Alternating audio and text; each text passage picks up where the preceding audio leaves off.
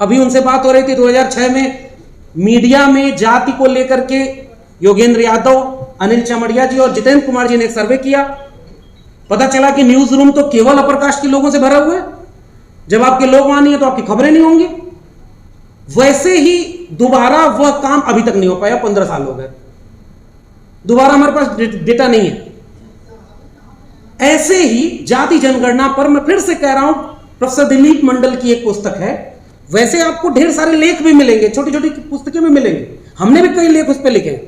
लेकिन क्या हम एक ऑर्गेनाइज्ड फॉर्मेट में एक ऐसा दस्तावेज तैयार करा सकते हैं जिसमें यह पता चले कि जाति जनगणना ये इसका अर्थ है, नहीं कराई जा रही तो इस वजह से नहीं कराई जा रही है, कराई जाएगी तो उसके ये लाभ मिलेंगे, आसान भाषा में। और शुरू में ही मैंने कहा था 2 किस्म के डिवीजन आप देखेंगे, पढ़े लिखे समझदार लोग जानते हैं जाति जनगणना होनी चाहिए, उस पर सक्रिय है। सरकार जनगणना ही नहीं करा रही है, आप क्या करेंगे? बहुत संभव है कि जनगणना हो ही ना, क्योंकि आपकी मांग तेज हो रही है। अब उनमें इतनी क्षमता नहीं है कि वो आपको बिल्कुल हाशिए पर रख करके सामने से मुठभेड़ करेंगे। मेरा मानना है कि आरएसएस एक ऐसा संगठन है जिसके लोगों के पास शातिर दिमाग तो है, लेकिन तन कर खड़े होने वाली रीढ़ नहीं होती, इसलिए वो सामने से नहीं लड़ते हैं, वो अंदर से लड़ते हैं। आपके बीच के ही लोगों को लेकर वहां बैठाएंगे और आपके बीच के लोगों को कभी प्रधानमंत्री, कभी मुख्यमंत्री, कभी सांसद, विधायक। मेरे उत्तर प्रदेश में तो एक मंत्री जी हैं, चिट्ठी विट्ठी लिख रहे हैं, दलितों का अपमान हो रहा है। अरे भाई, दलित का अपमान तो बहुत दिन से हो रहा था। आपको जो ट्रांसफर पोस्टिंग थी उसमें थोड़ा सा अपमान आपका हो गया तो आप दलितों का अपमान मानने लगे। भाई, आप उनकी पार्टी पर टिकट लेकर चुनाव जीत रहे हैं तो वो अपमान नहीं है, इसलिए क्योंकि वो शातिर लोग हैं और हम लोग केवल जोशीले लोग हैं। हमारा समाज, मुझे ऐसा लगता है कि 2 भागों में बटा हुआ। एक भाग ऐसा जिसको पता ही नहीं कि जाति जनगणना क्या होती है और हम कहते हैं 85% और उसमें हम शामिल हैं, हमारी गलती शामिल है। ऐसी एक पुस्तिका मैं वी द पीपल, और क्योंकि बड़ा मंच है, मैं इस मंच को तकरीबन 3-4 साल से तो देख रहा हूं, बहुत शानदार लोग इसमें बहुत अच्छा काम कर रहे हैं।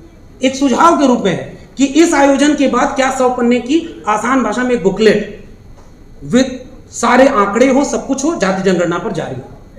केवल ये बात एक मुझे कहनी है, ताकि इस सेमिनार के बाद हम लोग अपनी अपनी जिम्मेदारी का काम निभाएं और उस पुस्तिका को इतना सस्ता रखा जाए कि गांव वाले अपने से छपवा करके बांटे।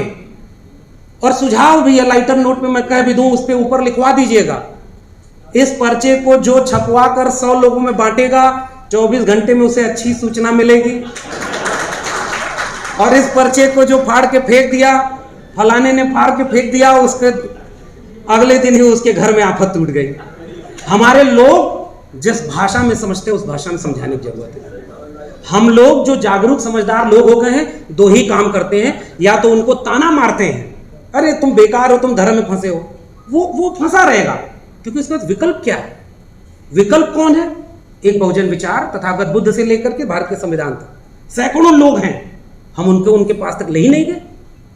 वो पढ़े लिखे थोड़े ही हैं कि वो पढ़ करके जान जाएंगे कि तथागत बुद्ध कौन है। हम फेल हुए, इसलिए अभी अचानक उनको चिढ़ाइए मत वहां, क्योंकि दूसरी तरफ एक व्यक्ति बैठा है जो उसको हिंदू बनाने के लिए तैयार है। तो मुझे ऐसा लगता है कि हमारी जिम्मेदारी ऐसी हो कि हम न उनके ऊपर तंज करें, न व्यंग करें, थोड़ी अपने काम में अपनी मेहनत को थोड़ा बढ़ा दें, आसान भाषा में चलिए, कुछ डॉक्यूमेंट्स लेकर चलते हैं। इस सभागार में, वातानुकूलित सभागार में जो बातचीत हो रही वो जरूरी भी है। अभी हमारे प्रोफेसर हैं रमाशंकर कुशवाहा जी, अभी हम लोग बाहर यही बैठ के बात करें, तो मैंने अपनी एक किताब लिखी है, बाद में कभी पब्लिश करूंगा, उसमें भी लिखा है कि जब हम इलाहाबाद विश्वविद्यालय पढ़ने गए और इतनी ऊंची इमारत देखे तो हम अंदर जाने में डर लगता था। उससे आत्मविश्वास अर्जित करते करते यहां तक पहुंचे कि अब किसी बात से डर नहीं लगता। लेकिन ये बहुत थोड़े से लोग हैं। एक सुझाव मेरा ये था जाति जनगणना पर, और क्योंकि वो किताब जो दिलीप मंडल की है वो किताब पब्लिश ही नहीं है, अब तो आपको मिलेगी भी नहीं। हमने दिल्ली विश्वविद्यालय में एक जमाने में उसकी फोटोकॉपी करा के बांटा, उस पर सेमिनार कराया। आप खोज के देखिए, आपके पास कोई किताब नहीं है, लेख नहीं है ढंग की, भाषण खूब है। दूसरा, बैलेट पेपर का सवाल और ज्यादा टेक्निकल है। मैं ईवीएम को लेकर के एक लाइन की बात केवल यही कहता हूं, मशीन है, 100% गुंजाइश है कि उसको हैक किया जा सके। मशीन है, 100% भरोसा कभी नहीं किया जा सकता, क्योंकि जिन लोगों ने ये मशीन बनाई वही अपने यहां इसका इस्तेमाल नहीं करते। एकदम आसान भाषा में इतनी बात है। इसको लेकर के नुकसान ये हो रहा है, मेरा ऑब्जर्वेशन ये है हमारे लोग जिस दिन चुनाव हारते हैं उस दिन कहते हैं ईवीएम बैन होना चाहिए। उससे बहस नहीं बन पाएगी, वो खिसियानी बिल्ली खंबा नोची टाइप का होता है। हाँ, वी द पीपल जैसे संगठन है, बौद्धिक लोग हैं जो लगातार अनवरत ये काम करते हैं। हम लोग कोई भी ट्विटर पे एक चीज लिखे, नीचे 2 पोस्टर जरूर आता है, ईवीएम बैन करो वरना संविधान नहीं बचेगा। जनता को नहीं पता है ईवीएम बैन होना चाहिए कि नहीं, हमें नहीं पता है कि हम उनको किस भाषा में समझाएं। मुझे केवल ये 2 बातें कहनी थी और मैं सुनना चाहूंगा बाकी सभी लोगों से और पैगाम के आयोजकों का, वी द पीपल का। ओबीसी हूँ, ओबीसी को पूरे देश में जाने पर एक ही बात सुनने में आती है, साहब ओबीसी जिस दिन जाग जाएगा उस दिन देखिए देश बदल जाएगा। मैं हर जगह यही सुनता हूँ। फिर मैं पूछता हूँ कि क्या सारे दलित जाग गए? अगर जाग गए तो ये पिछले वाले राष्ट्रपति कौन थे? ये जो 12 सांसद कैबिनेट मंत्री बना दिए गए वो लोग कौन है? सत्ता। इसलिए मैं एक चीज ये कहता हूं कि ओबीसी तादाद में ज्यादा है, ओबीसी का दमन शोषण उस तरह नहीं हुआ जिस तरह दलित का हुआ, आदिवासी का हुआ। ओबीसी की चिंता अलग है, लेकिन अब ओबीसी में नई पीढ़ी के अनगिनत लोग ऐसे तैयार हैं जो मानते हैं कि बुद्ध से लेकर अंबेडकर और मंडल से लेकर कांशीराम वो सब उनको हक दिलाने की लड़ाई में शामिल रहे हैं। तो जो बदलाव आ रहा है उसकी तरफ देखिए, उन लोगों को मजबूत करिए जो आपके न्याय की आवाज को ले जा रहे हैं। तो आज के दौर में कोई समुदाय ये नहीं कह सकता कि कोई भटका हुआ नहीं है। इसलिए आखिरी निवेदन केवल इतना है कि हमें थोड़ा सा विनम्र होकर अपनी भाषा में, अपने संगठनात्मक, अब आप लोग कहते हैं कि जागो बहुजनों एक हो जाओ, 85% हो। कब है 85%? जब दुश्मन सामने खड़ा होता है। जब दुश्मन नहीं होता है तो आपस में एक दूसरे दुश्मन होते हैं। और आप कहते हैं कि वो एक हो जाएंगे, एक संगठन बनाओ, नहीं बनेगा।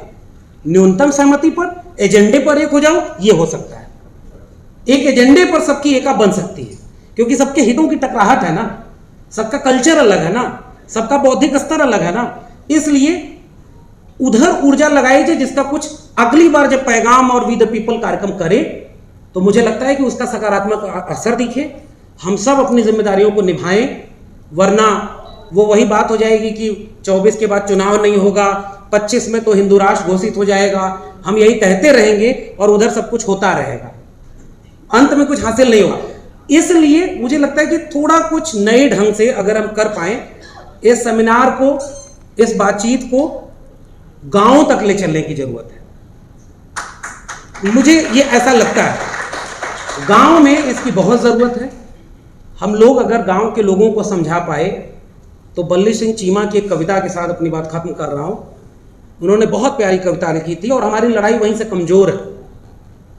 जिस दिन गांव के लोग चल देंगे उस दिन हमें फिर समझाना नहीं पड़ेगा, न एकजुट करना पड़ेगा। 2 अप्रैल का भारत बंद, 5 मार्च का रोस्टर पर भारत बंद, ये दोनों उसके उदाहरण हैं। कोई नेता नहीं था, कोई संगठन नहीं था, समाज सड़क पर था और दोनों बार उसने 56 इंच की छाती को झुका दिया था।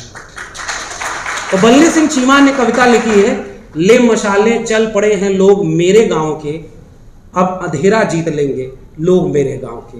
वो गांव के लोग जिस दिन इन बड़ी इमारतों तक आ गए, समझिएगा कि हम सब कुछ बचा लेंगे। और इन बड़ी इमारतों से उन गांव के बीच फासला अगर यही बना रहा तो माफ कीजिए, हम सब केवल अफसोस के लिए ऐसे सेमिनार में आते रहेंगे और फिर रिचार्ज होकर जाते रहेंगे। बहुत बहुत शुक्रिया, थैंक यू।